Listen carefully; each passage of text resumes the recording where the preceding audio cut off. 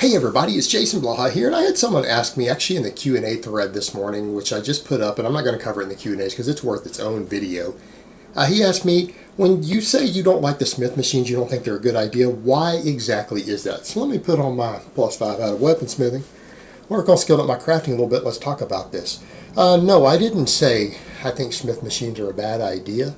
I've said Smith machines should be melted down for scrap metal, that they are worthless, dangerous, space-taking, heavy, expensive pieces of shit. They actually serve no purpose, no benefit other than to injure people and create false ideas of strength. Literally the only purposes of a Smith machine. They were invented by people, some of the early people who were trying to create machines so that people didn't have to use stabilizers and things, and it was actually a terrible concept. Now, I'm not that big on machines, but at least some companies have gone along and tried to create machines that work with the natural path of a various biomechanics and planes of motion. Let me ask you a question.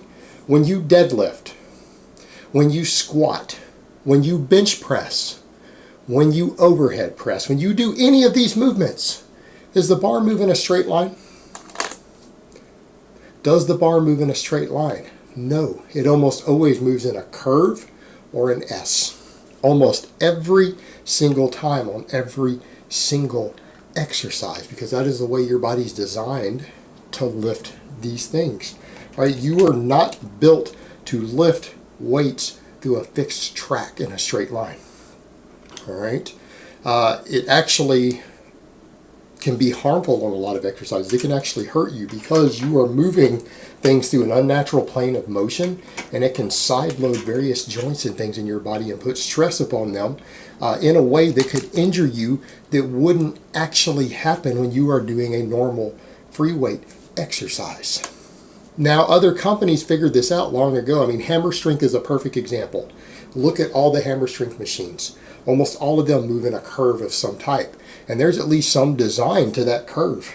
Some of them have a more aggressive curve than others, depending upon the machine.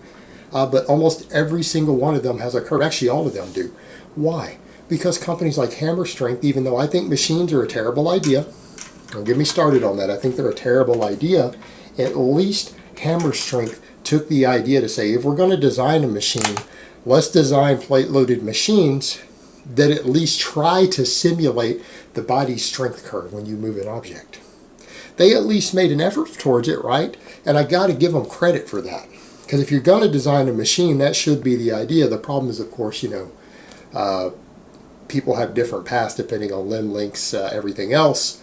So it's not necessarily a one-size-fits-all. But at least they made an effort. So think about that when you're doing various things on a Smith machine. People are like, well, it's safer. Is it safer? Since when has being careful with barbell exercises been dangerous? Usually your biggest risk with a barbell exercise is not bothering to learn a decent technique or lifting too heavy, hitting stuff to failure. But you know what? Most of your big risk of injury can still happen on a Smith machine. You can still get pinned under the bar on a Smith machine when you're stupid and push beyond what you're capable of lifting. You can't always just turn those hooks and make it stop. You could still get buried under it. But the thing is, it sideloads joints and it creates unnatural planes and stress on your body. And particularly on something like a squat. And then you get lots of people who say, well, I do it on the squat because it lets me put my legs way out in front of me so I can get the quads more dominant. In what world is it necessary for your quads to be more dominant than you would get on an Olympic squat or a front squat? I want people to really think about that. Why would you ever want to do that? Even for bodybuilding purposes, for sports purposes, everyone who studied biomechanics already knows where I'm going to go with this. That's how you get hurt. That's how you snap your shit up in your knees for the rest of your life, is being quad dominant. You don't ever want to be quad dominant as a field athlete. because that's how people tear ACLs, that's how people tear hamstrings. It destabilizes the knee. You need as much hamstring strength as possible. You need to be posterior dominant if you're going to be a field athlete. Not saying you can't have massive, powerful quads. So if you compete in any sport, any field sport, or you're a runner, it's a real bad idea to do this. So people say, well, you know, bodybuilding. Why can't you squat? Why can't you leg press to do that and at least work the hamstrings to some extent? Because you know what? When you go look even at a bodybuilding stage, I don't like bodybuilding. But I know a lot of people who compete in it. And I've known people who were judges in bodybuilding. You know what everyone always notices? When people's legs are somewhat developed, because they do train legs, what's usually their biggest weakness? Is it their quads? No, their hamstrings. Hamstrings are more likely aesthetically to be a weakness. So why in the world would you go get on a half-ass machine and try to find a way to squat in a way that makes it more quad dominant when your hamstrings are probably the lagging muscle? And if you did normal squats or normal leg presses, you would still get as much quad development. There's nothing special about doing it that way that you're going to get more quad development. You're just lifting less weight and you're removing the posterior chain more. And you know what? I want people to think about what that even does with your spine. You really think that's the best position to put your spine in with a load on it? Your legs all the way out in front of you? Anybody really think that's good for your spine? For your lumbar? Is that really what you want to do? If you say yes, you're an idiot. So the sort of stuff people want to use it for, it's absurd. How about pressing? You don't want to be locked in a fixed path on your press. Again, it's how people get hurt. And here's the thing. People get on these Smith machines and they ego lift and something in a fixed track and they don't have stabilizers built, which means you're going to be less athletic. And then they go have to lift a real weight and all of a sudden they find out they're not as strong as they thought they were. They create a false sense of confidence regarding what you can actually lift if you train on them predominantly. So they have a higher injury rate. They create a false idea of what a person can actually lift, and yet people still want to use them. And people will say, and here's the one that I love, well, you know, they're still good for shrugs. Out of all the exercises out there, that's really all they're good for. They're good for shrugs. Because everyone needs to have the most massive traps in the world possible. That's kind of funny because, again, you go look at classic bodybuilding, most of them didn't focus on traps that much. If anything, it can make your shoulders look more narrow if you're not careful to have overdeveloped traps. Especially if your delts aren't all the way up to par and your side delts aren't massive. Overdeveloped traps make your shoulders look narrower. But as far as that goes, you know what? Most people can build big traps just doing regular exercises. And here's the other thing. Let's say you do want to do shrugs. Let's say, okay, I want to do shrugs. Why are you going to go do a Smith machine? Smith machine needs to exist purely so that people can do shrugs.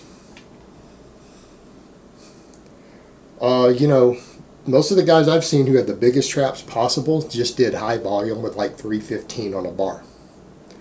315, right? That's not a lot of weight. Why don't you just put 315 on the bar on the floor and pick it up and do shrugs? Because if you're using a weight that you're doing high reps with because you're trying to hypertrophy a muscle, most guys are going to do at least 8 rep sets. If hypertrophy is their primary goal and that's what they're training for on an isolation movement like a shrug, you're probably going to do at least 8 rep sets. I promise you, your 8 to 10 rep sets on your shrugs are less than your max deadlift. Okay? Meaning, I've seen plenty of guys with massive traps who did shrugs with 315 who could deadlift over 500 pounds. You should have no trouble walking over and just picking up 315 off the ground and doing shrugs. Seriously, guys. Seriously. Why can't people just use a barbell? You don't even need a rack to do that. Load 3 plates on each side, set it down, load 3 plates on the other side, put a clamp on and pick it up and shrug it. We really need to have these heavy, space-taking hunks of crap so that people can do shrugs. And I understand, most people are coming in squatting on them, and that's scary because, again, you're talking about a risk of injury. You're talking about developing muscle imbalances, loading joints, loading your spine, everything at a bad angle. It's the worst thing you could do. And whatever happened to barbell work? All the top athletes in the world use heavy barbell work, and they have for a long time.